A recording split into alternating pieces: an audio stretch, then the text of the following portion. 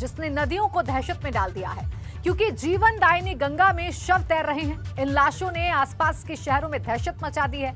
लेकिन बड़ा सवाल यह है कि जब लोग अपने मृत रिश्तेदारों के शवों को घाट के किनारे दफना रहे थे, तब प्रशासन क्या कर रहा था? ये रिपोर्ट देखिए और आने वाले खतरे को महसूस कीजिए।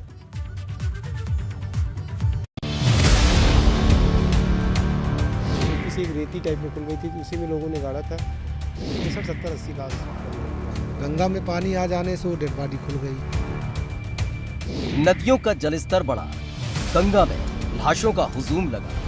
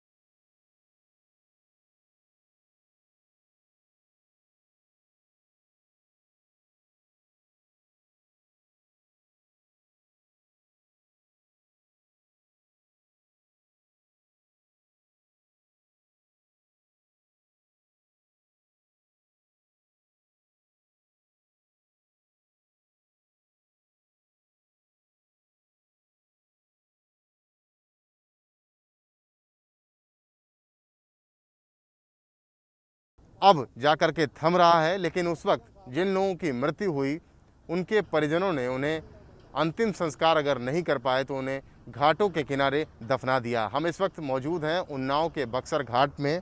यहाँ पर भी जो तस्वीर आई थी वो यही थी कि बहुत सारे लोगों ने जब अंतिम संस्कार नहीं कर पाए तो उन्होंने गंगा की बीच धारा में टीले पर जा कर के, चूँकि पानी कम होता है, वहाँ पर सैकड़ों लोगों ने शवों को दफना दिया और घाट के किनारे जिस जगह हम मौजूद हैं वहाँ पर भी दफना दिया गया था उनको। लेकिन अब आपको दिखाएं कि गंगा का पानी लगातार बढ़ रहा है। बारिश की वजह से लगातार पानी बढ़ा और पानी बढ़ने का मतलब ये हुआ कि टीला पूरी तरीके से पानी में डूब गया और जो शव वहाँ पर दफनाए गए थे अब वो निकल के बाहर आ रहे हैं, खुल रहे हैं।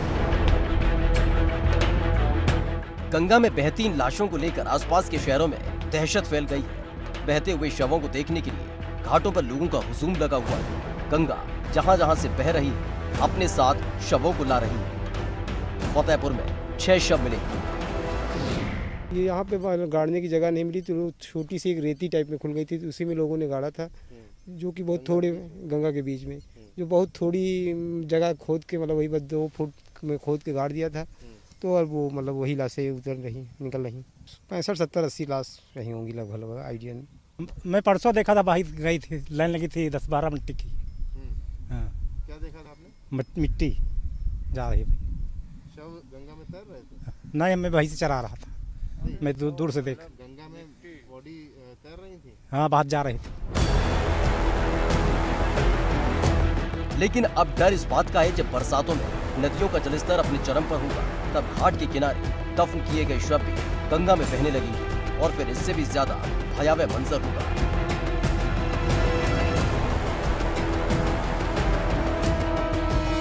हालांकि गंगा में बहती हुई लाशों को देख अब प्रशासन सतर्क है और जो शव मिले हैं उनको जेसीबी की सहायता से 8 फीट गहरे गड्ढे में दफनाने की बात कह रहा है। दिखाई दिए दरअसल में अब यहाँ कानपुर से लेकर के यहाँ तक जितने भी शमशान घाट हैं तो इसी तरीके से कहीं न कहीं गाड़ा गया। गंगा में पानी आ जाने से वो डेड बॉडी खुल गई। अब ये पहचान नहीं हो पा रही कहाँ किस घाट से आई। इसी स्थिति में हम लोगों ने यहाँ व्यवस्था बना के रखी है, अगर कोई डेड बॉडी बह के आती है तो पीछे जेसीबी चल रही है। हम लोगों ने 8 फीट गहरी नाली लंबी खुदा दी है कि कोई डेड बॉडी अगर आती है तो उसको पैक करके, जिसमें पोस्टमार्टम होता है वो थैले में पैक करके, और ग्राम सभा की तरफ से जो भी खर्चा आता है उसको गंगा जी में न जा करके देखा गया तो उसको डाल कर बंद कर दो। लेकिन बड़ा सवाल ये है कि जब लोग अपने मृत रिश्तेदारों के शवों को घाट के किनारे या टीले पर दफना रहे थे तब प्रशासन क्या कर रहा था? कहाँ गई थी वो पुलिस जिसको घाटों की चौकसी करने का जिम्मा सौंपा था? और उससे भी हैरान करने वाली बात यह है कि जब सरकार कोरोना संक्रमित शवों को दफनाने के लिए 5,000 रुपए तक की मदद दे रही है, तो फिर क्यों लोग लाशों को घाटों पर दफना रहे हैं और निर्मल गंगा को मैली कर रहे हैं। उन्नाव के बक्सर घाट से एबीपी गंगा के लिए रतीश त्रिवेदी। और अब बात मौत के उस खेल की जिसने ब्लैक फंगस का ब्रेक फेल कर दिया है, क्योंकि यूपी में ब्लैक फंगस के मरीजों का आंकड़ा 1000 के पार चला गया है। 100 से ज्यादा लोगों की मौत हो चुकी है, लेकिन हैरान करने वाली बात तो यह है कि अभी तक इसका कोई मुकम्मल इलाज नहीं है और जिस इंजेक्शन को इसके लिए कारगर माना जा रहा है उसकी भी किल्लत हो रही है। ऐसे में बड़ा सवाल यह है कि अगर इस फंगस की रफ्तार ऐसे ही बढ़ती रही तो स्थिति और ज्यादा बिगड़ जाएगी।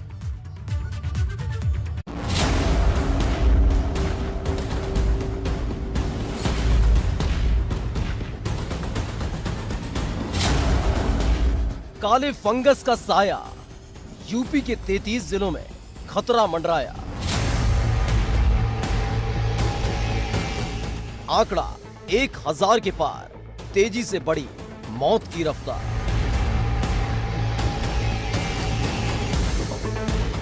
कोरोना के बाद ब्लैक फंगस की दहशत ने लोगों के दिलों में खौफ पैदा कर दिया है। ब्लैक फंगस का साया उत्तर प्रदेश में तेजी के साथ एक शहर से दूसरे शहर में फैल रहा है और अब तक यूपी के 33 जिलों में ब्लैक फंगस अपनी हाजिरी लगा चुका है। ब्लैक फंगस किस तेजी के साथ फैल रहा है, इसका अंदाजा इस बात से लगा सकते हैं कि यूपी में इसके आंकड़े 1000 के पार हो चुके हैं।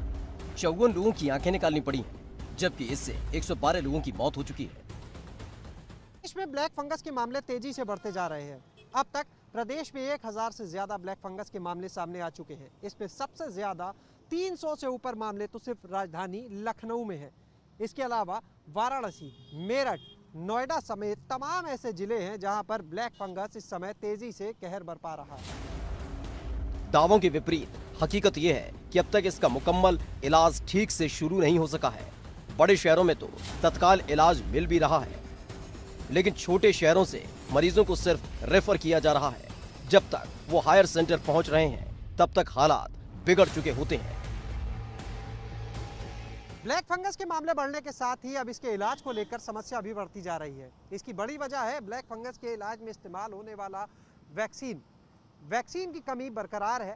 सीमित संख्या में वैक्सीन मिल रही है, जबकि दूसरी ओर ब्लैक फंगस के मरीजों की इस दवा को लेकर जरूरत लगातार बढ़ती जा रही है। मुश्किल ये भी है कि इस वक्त प्रदेश ब्लैक फंगस की दवाओं की कमी से जूझ रहा है। जिस एम्फोटेरिसिन बी इंजेक्शन को बीमारी का सबसे कारगर इलाज माना जाता है, उसकी किल्लत ने हाहाकार मचा रखा है। गाजियाबाद के एक मरीज में ब्लैक, व्हाइट और येलो तीनों ही फंगस के लक्षण थे। उसे बचाने के लिए इंजेक्शन की जरूरत थी, लेकिन इंजेक्शन नहीं मिल सका और उसकी मौत हो गई।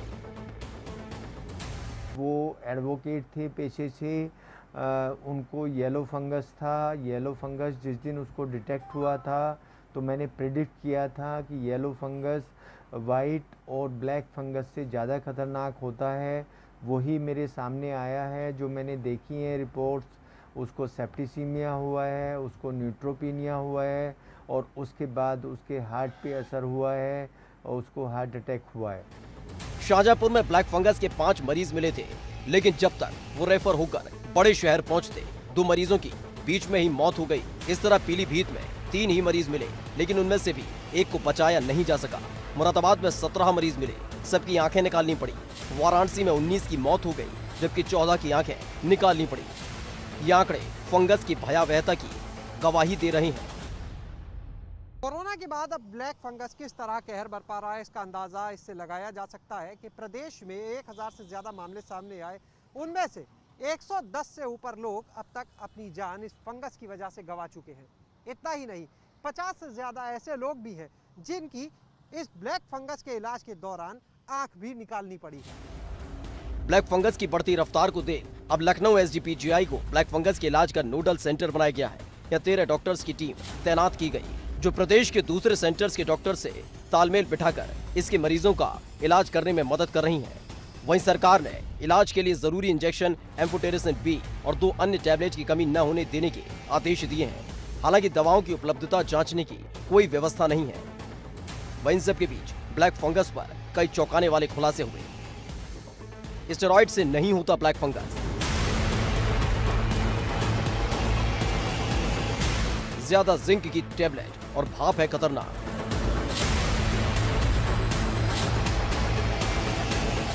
अब तक माना जाता रहा था कि ब्लैक फंगस ज्यादा मात्रा में स्टेरॉइड लेने से हो रहा है, लेकिन अब पता चला है कि ब्लैक फंगस सिर्फ ज्यादा स्टेरॉइड लेने से ही नहीं होता, बल्कि ज्यादा मात्रा में जिंक टैबलेट लेने और जरूरत से ज्यादा भाप लेने से इसका खतरा बढ़ता है। मतलब ज्यादा जिंक की टैबलेट और भाप लेने से बचें, और अगर कोई भी लक्षण नजर आए तो तुरंत डॉक्टर को दिखाएं। लेकिन बड़ा सवाल यह है कि जब तक मरीजों को वक्त पर दवाई नहीं मिलेगी और इसका मुकम्मल इलाज नहीं होगा, तब तक लोगों के दिल में ब्लैक फंगस का डर खत्म नहीं होगा। Bureau report, ABP Ganga. और अब बात वायरस पर सबसे बड़े वार की, क्योंकि यूपी में अब टीकाकरण का महाअभियान शुरू होने जा रहा है, जिसमें प्रदेश के गांव की हर गली, हर शहर, हर मोहल्ले में लोगों को कोरोना का टीका लगाया जाएगा। हालांकि ये मिशन मुश्किल है, लेकिन सरकार को अपने मिशन जून पर पूरा यकीन है। योगी सरकार का मिशन जून।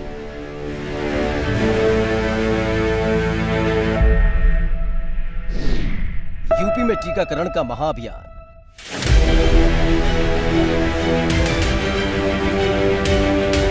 30 दिन में 1 करोड़ वैक्सीन लगाने का लक्ष्य।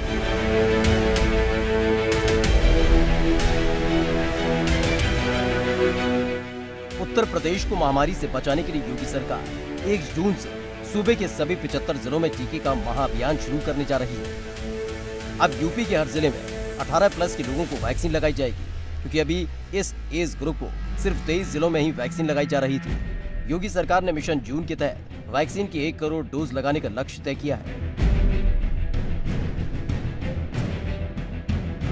प्रदेश में बड़े स्तर पर 18 से 44 साल के लिए वैक्सीनेशन का कार्यक्रम जरूर शुरू हो रहा है, लेकिन वैक्सीनेशन के इस कार्यक्रम को असली गति तभी मिलेगी जब प्रदेश सरकार की तरफ से किए गए ग्लोबल टेंडर के अंतर्गत वैक्सीन आने की शुरुआत होगी।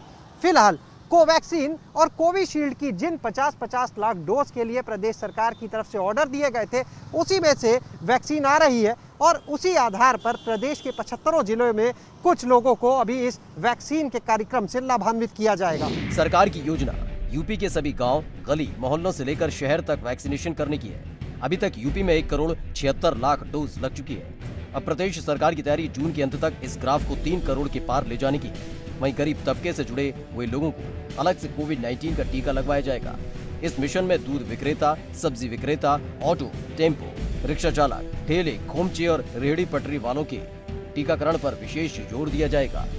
गरीब व्यापारियों का भी ध्यान रखा जाएगा। साथ ही हर जिले में 12 वर्ष से कम उम्र के बच्चों के अभिभावकों को वैक्सीन लगवाने के लिए टीकाकरण केंद्र पर 2 विशेष सत्र चलाए जाएंगे। गौरतलब है कि कोरोना की तीसरी लहर को ध्यान में रखकर योगी सरकार ने टीकाकरण में 12 वर्ष से कम आयु के बच्चों के अभिभावकों को प्राथमिकता देने का फैसला किया है।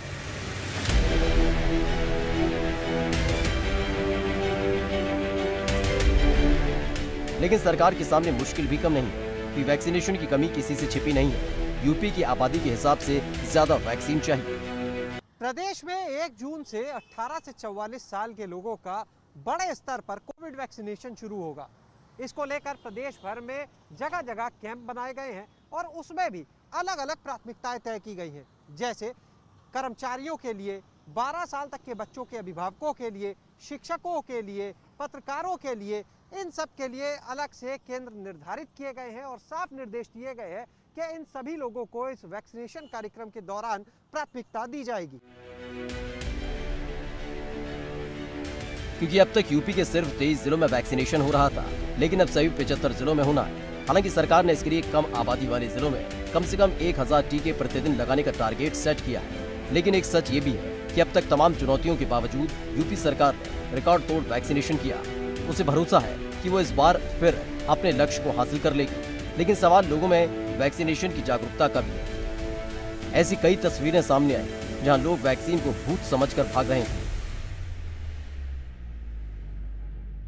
एक तरफ प्रदेश सरकार वैक्सीनेशन कार्यक्रम को बढ़ावा देने के लिए तमाम तरह के प्रयास कर रही है, वैक्सीन लाने के लिए ग्लोबल टेंडर तक किए जा रहे हैं, तो दूसरी तरफ अभी भी बहुत से लोगों में वैक्सीन को लेकर जागरूकता की कमी देखने को मिल रही है। बहुत से लोग रजिस्ट्रेशन कराने के बाद भी वैक्सीन के लिए नहीं पहुंचे, तो बड़ी संख्या ऐसे लोगों की भी है जिनमें वैक्सीन को लेकर डर है। पिछले कुछ दिनों में कई जगह से ऐसे मामले भी सामने आए जब वैक्सीन की डर से ग्रामीण क्षेत्रों में खास करके लोग भागने लगे टीम से, यहाँ तक कि नदी में भी कूद गए। तो ऐसे लोगों को जागरूक करना भी एक बड़ी चुनौती है।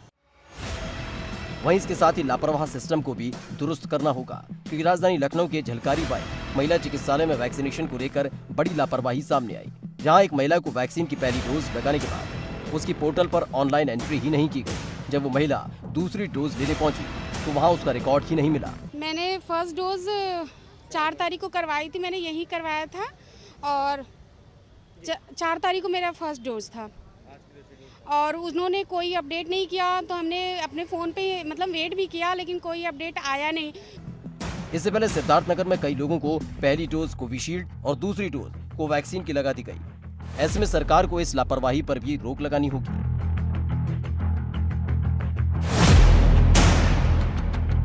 एक तरफ सरकार वैक्सीनेशन को बढ़ावा देने के लिए तमाम प्रयास कर रही है, तो दूसरी तरफ अस्पताल में इस तरह की बड़ी लापरवाही।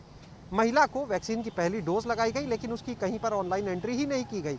इसी का खामियाजा आज वो महिला भुगत रही है और अपनी सेकेंड डोज को लगवाने के लिए अफसरों के, चिकित्सा अधिकारियों के दफ्तर के चक्कर काटती नजर आ रही है।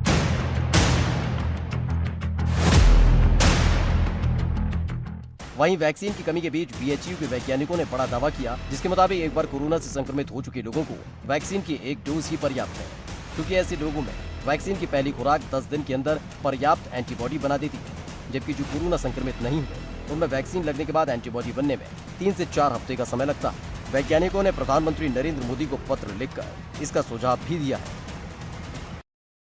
देखिए, इसके 2 बड़े आधार हैं। पहला तो ये है कि हमारे शरीर में जो बी सेल और टी सेल होते हैं वो इम्यूनिटी के बहुत बड़े यही संवाहक हैं। तो ऐसा हम लोगों ने देखा कि जिन लोगों को ऑलरेडी कोरोना इन्फेक्शन हो चुका है उनके अंदर जो बी सेल टी सेल की जो इम्यूनिटी की जो एंटीबॉडी प्रोडक्शन की क्षमता है वो डेवलप तो हो गई। अब जो हम वैक्सीन की बात कर रहे हैं तो ये इन्फेक्शन एक बूस्टर डोज की तरह काम कर रहा है। जी, हम लोगों ने ये काम जब शुरू किया तो हमारे मन में एक सवाल था कि वैक्सीन का रिस्पांस जो है वो लोगों में कैसे आ रहा है। तो इसके लिए हम लोगों ने 2 ग्रुप बनाया। एक ग्रुप वो जो कोरोना इन्फेक्शन जिसको होकर के जो रिकवर हो चुका था, और दूसरा ग्रुप नईव लोग जिनको कि इन्फेक्शन नहीं हुआ था। तो इन दोनों ग्रुप को हम लोग जब वैक्सीन लगने के बाद इनको वीकली ट्रैक करना शुरू किए कि कितने दिन बाद जो है इनमें एंटीबॉडीज बन रही है। तो हमने देखा कि जो पहला ग्रुप था जो कोरोना वायरस से इन्फेक्ट होकर के ठीक हो चुका था, उसमें पहले और दूसरे वीक में ही एंटीबॉडीज बन चुकी थी। अगर वैज्ञानिकों की बात में दम है तो इससे एक बड़ी मुश्किल आसान हो सकती है, लेकिन इसके लिए दुनिया के दूसरे वैज्ञानिकों से भी राय लेनी चाहिए, क्योंकि सवाल लोगों की जिंदगी का है और कोरोना काल में वैक्सीन से बड़ी कोई संजीवनी नहीं है। लखनऊ से एबीपी गंगा के लिए शैलेश अरोड़ा की रिपोर्ट। अलीगढ़ में जहर के जिस घूंट को पीकर दर्जनों लोग मौत के आगोश में सो गए थे, वही जहर का घूंट अब भी लोगों की जान पर भारी पड़ रहा है और एक एक कर लोगों को मौत की नींद सुला रहा है। जरूर पुलिस के हाथ मौत के सौदागर के गिरेबान तक पहुंच गए हों, लेकिन मौत के बढ़ते आंकड़ों ने एक अजब सा खौफ पैदा कर दिया है। अलीगढ़ में फिर जहर का कहर, जहरीली शराब ने फिर खेला खेल।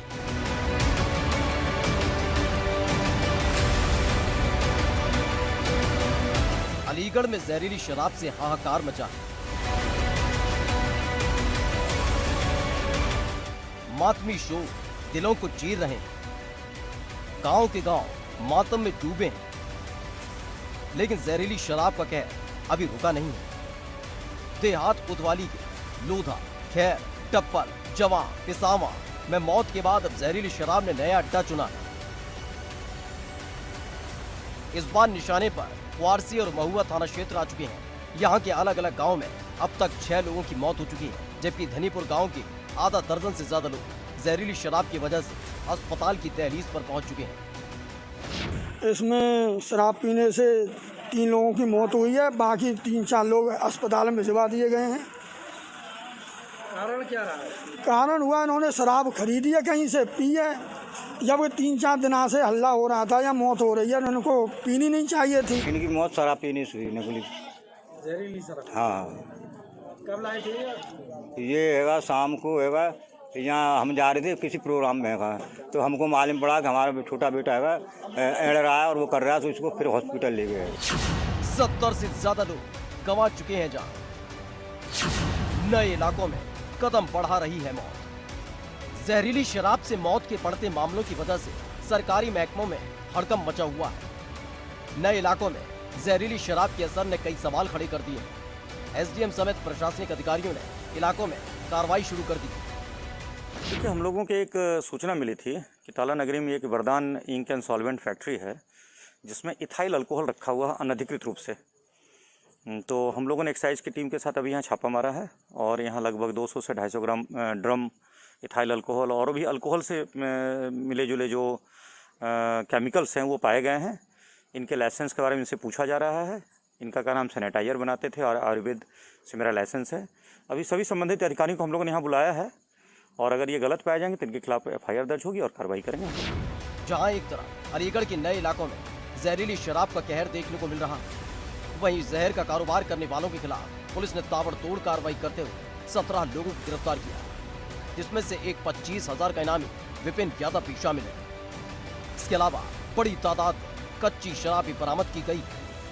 जनपद अलीगढ़ में हाल फिलहाल में जो जहरीली शराब से हुई मौतों के संबंध में मेरे द्वारा 6 टीमें गठित की गई थी, जिनके द्वारा तत्परता से कई जगह दबिशें डाली गई और पहले 48 घंटे के अंदर ही 17 लोग गिरफ्तार किए जा चुके हैं। इसमें कई ठेके के मालिक, कई सेल्समैन, कई उनके जो वहाँ पर केयर टेकर होते हैं या सुपरवाइज़र होते हैं वो।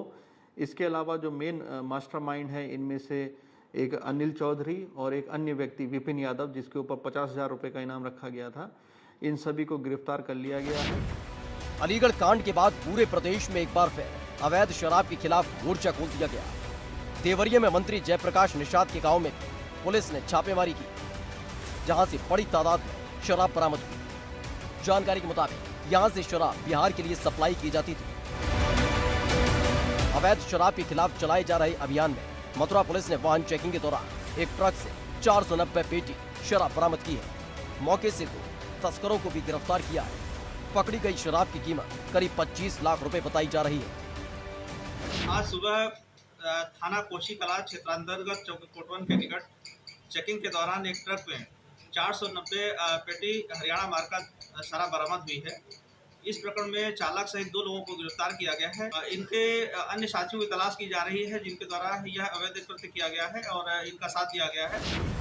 यूपी के पश्चिमी जिलों में इस वक्त अवैध शराब के खिलाफ तेजी से अभियान जारी है। बिजनौर पुलिस ने जंगलों के बीच शराब के अवैध अड्डों को खंगाला और इस दौरान मिली अवैध भट्टियों को नष्ट किया। पुलिस ने करीब 120 लीटर कच्ची शराब बरामद की है। इस वक्त प्रदेश के ज्यादातर जिलों की पुलिस अवैध शराब कारोबारियों के खिलाफ अभियान चला रही है। हर बार ऐसी कार्रवाइयां सिर्फ तभी देखने को मिलती है जब जहरीली शराब लोगों की जिंदगियों से खेल चुकी होती है। उससे कुछ दिन बाद फिर से सब ठंडे बस्ते में चला जाता है, जिससे जहर का कारोबार करने वालों को अपने मंसूबों को अंजाम देने का रास्ता मिलता है। Bureau report, ABP Ganga.